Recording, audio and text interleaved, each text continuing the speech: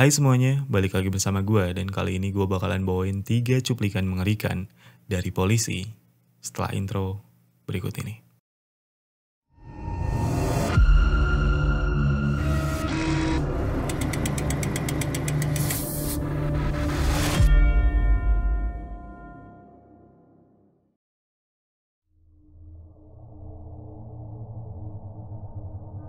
Polisi adalah institusi yang bertugas menegakkan hukum untuk menjaga keamanan dan ketertiban masyarakat. Polisi juga bertugas melakukan pencegahan kejahatan dan memberikan perlindungan kepada masyarakat. Namun apa jadinya jika seorang polisi berniat untuk melakukan pencegahan kejahatan malah bertemu dengan sesuatu yang tidak mereka siapkan?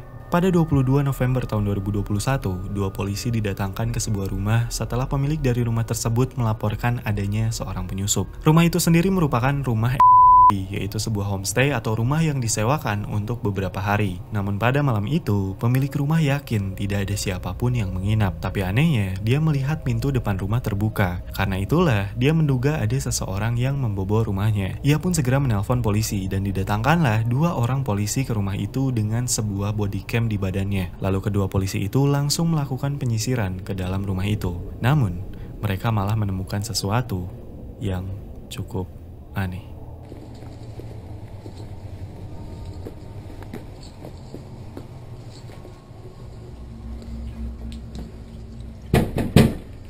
Police, if anyone's here, make yourself known.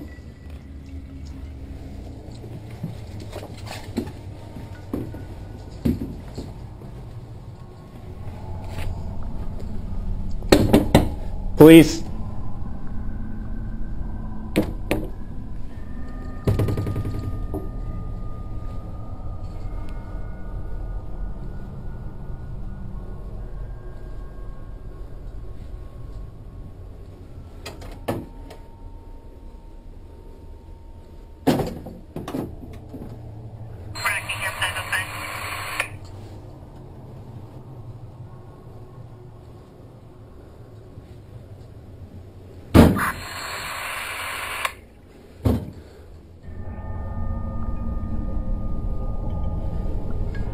Anyone inside?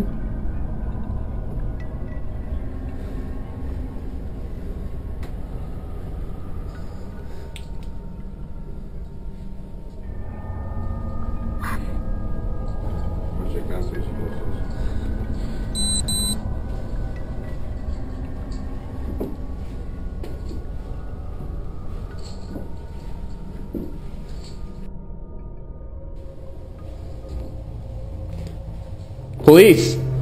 Anyone inside, make yourself known.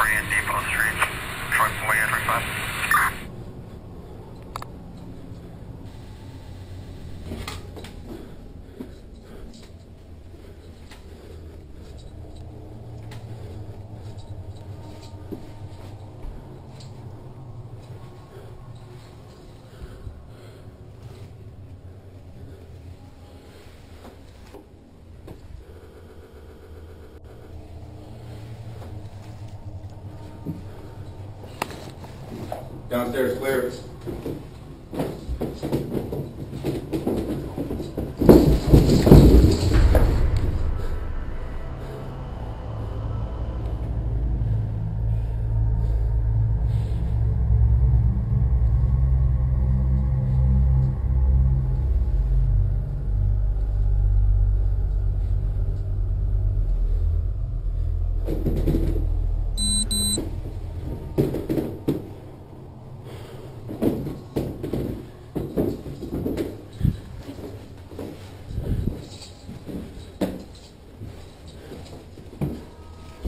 Upstairs clear?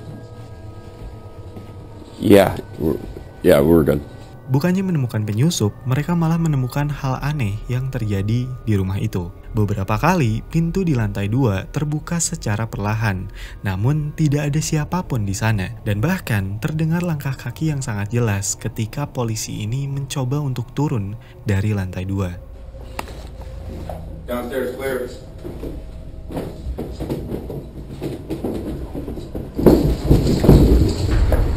Untuk keaslian video ini tidak dapat kami pastikan karena video ini diunggah oleh akun TikTok yang sepertinya bukan pemilik asli dari video ini. Tapi untuk menjawab beberapa pertanyaan seperti kenapa polisi itu tidak menyalakan lampu, itu sudah dipastikan karena polisi fokus untuk mencari penjahat yang diduga masuk ke dalam rumah itu. Dan kenapa lemari di rumah itu kosong semua, itu dikarenakan pemilik dari rumah yang disewakan di harus memastikan lemarinya kosong agar dapat digunakan oleh konsumen atau orang yang mau menyewa rumah itu.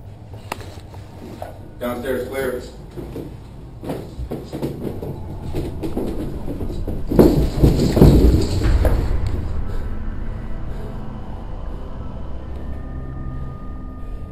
Sampai sini, gue jadi punya pertanyaan.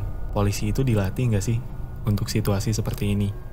Ketika mereka harus bertemu dengan sesuatu yang bukan manusia ataupun hewan. Dengan kata lain, hantu.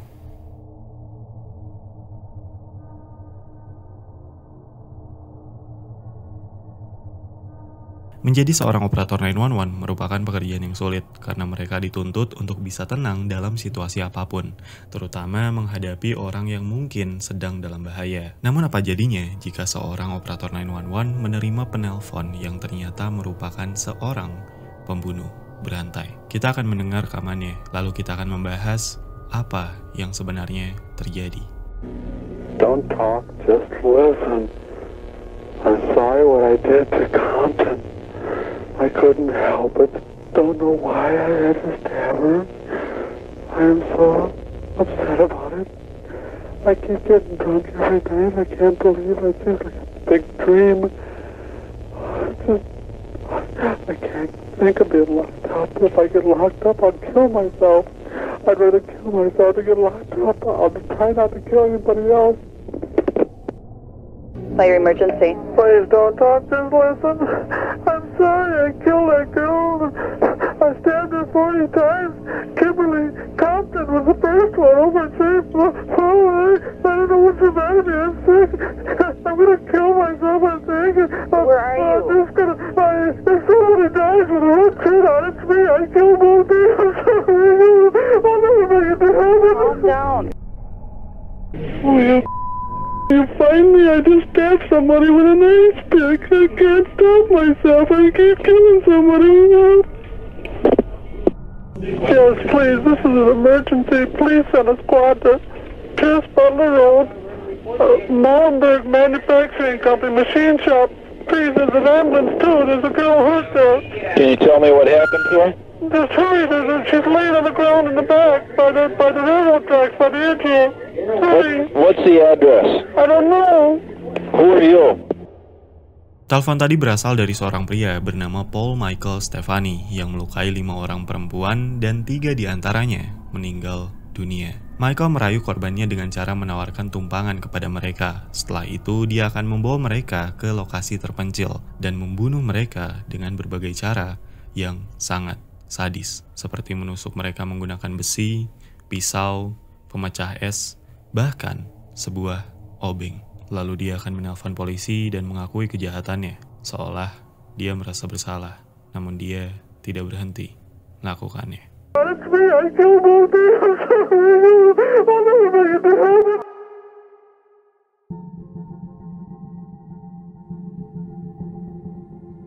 Pada Agustus tahun 2012, dashcam dari sebuah mobil polisi memperlihatkan seorang petugas dari Louisville Metropolis Department memberhentikan sebuah mobil Honda karena plat nomor mobil itu yang masa berlakunya sudah habis. Ketika petugas polisi memberhentikan mobil itu, terdapat 3 orang yang berada di dalam mobil terlihat gugup dan gelisah. Tidak lama setelah polisi menanyai mereka, terdengar suara tendangan dan teriakan dari dalam bagasi mobil. Disinilah polisi menyadari apa yang sebenarnya terjadi dan segera memanggil bantuan dari petugas lain. Dan ketika bantuan itu datang, para petugas segera membuka bagasi belakang mobil itu.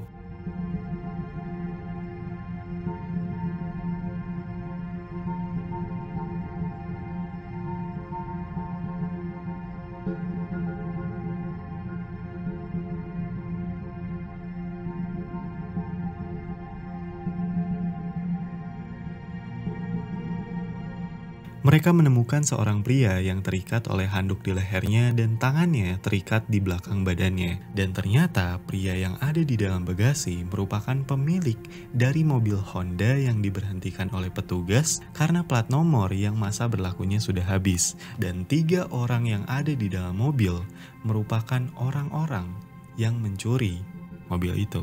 Diketahui bahwa pria yang menjadi korban pencurian atau penculikan merupakan seorang pria yang bekerja di sebuah pengisian bahan bakar. Dan di malam itu dia bekerja closing shift. Jadi dia pulang ketika tutup toko. Jadi dia bagian tutup toko lah. Ketika ia sudah menyelesaikan pekerjaan dan berjalan ke arah mobilnya, dia diserang oleh 3 orang yang berniat untuk mencuri mobilnya. Dan 3 orang itu berhasil merebut kunci mobil. Namun bukannya mengambil mobil lalu pergi, mereka malah mengikat dan membawa serta pemilik mobil itu di dalam bagasi. Dan seperti yang kita ketahui, mereka akhirnya tertangkap karena ulah mereka sendiri. Setelah diidentifikasi, pelaku pencurian mobil Honda tidak lain merupakan seorang pria berusia 27 tahun bernama Trent Bell, lalu pria berusia 27 tahun bernama Joseph Davis, dan seorang wanita berusia 28 tahun bernama Brittany Elder. Tidak diketahui alasan kenapa mereka membawa pemilik mobil di dalam bagasi, tapi jika seandainya plat mobil Honda itu masa berlakunya tidak habis, mungkin petugas polisi tidak akan pernah memberhentikan mobil itu dan kita tidak tahu apa yang akan terjadi kepada pemilik mobil. So, itu dia tadi 3 cuplikan mengerikan dari polisi. Sorry banget, cuman 3 cuplikan karena gue mengejar tayang biar seminggu bisa 2 video. Dan sebenarnya di list kedua kasusnya Paul Michael Stefani itu panjang banget. Cuman gue perpendek biar waktu produksinya juga lebih pendek gitu. Biar gue bisa upload 1 minggu 2 video. Semoga aja. So, buat kalian yang suka dengan video ini, silahkan tinggalkan like. Kalau misalnya nggak suka ya dislike aja. Kalau misalnya kalian punya request sesuatu, silahkan request aja di kolom komentar di bawah. Dan jangan lupa untuk subscribe channel ini, biar kita segera menembus 5.000 subscriber. So, thank you for watching and I will see you in the next video.